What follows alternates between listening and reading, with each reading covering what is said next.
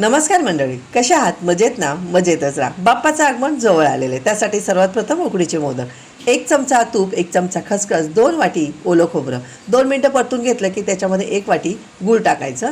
तेही चांगलं परतून घ्यायचं. त्याच्यामध्ये ड्रायफ्रूट्स आणि थोडीशी वेलदोडची पावडर सर्व मिक्स करून घ्यायचं. सारण तयार केलं.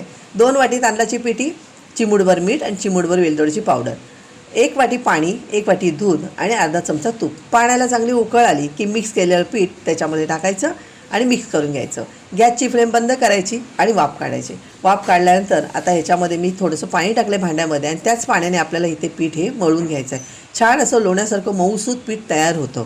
आता आपण ह्याचे मोदक तयार करून घ्या. बघा तुम्ही इथे पारी अजिबात कुठेही फाटत नाही, जशी पाहिजे तशी वळली जाते पारी. आता इथे आपण मोदक तयार करून घेऊया. मोदक तयार केलेत मी इथे, पण अजून सुबक दिसण्यासाठी मी इथे चमच्याचा वापर केलेला आहे, कारण त्याच्यामुळे अजून छान दिसतात मोदक. तुम्ही हे तसे करून बघा. इथे चमच्याचा वापर करून मोदक आपले इथे सर्व तयार झालेले आहेत. दुधामध्ये पीठ भिजवल्यामुळे मोदक 24 तास जसे आहेत तसेच राहतात. आता हे मोदक मी पाण्यामध्ये डिप करून वाफायला ठेवले आहेत. 12 मिनटं चांगली वाफ काढायची. 12 मिनटांनी मोदक इथे तयार झालेले आहेत. तुम्हाला जर माझा व्हिडिओ आवडला तर लाईक, शेअर, कमेंट करायला विसरू नका. थँक्यू.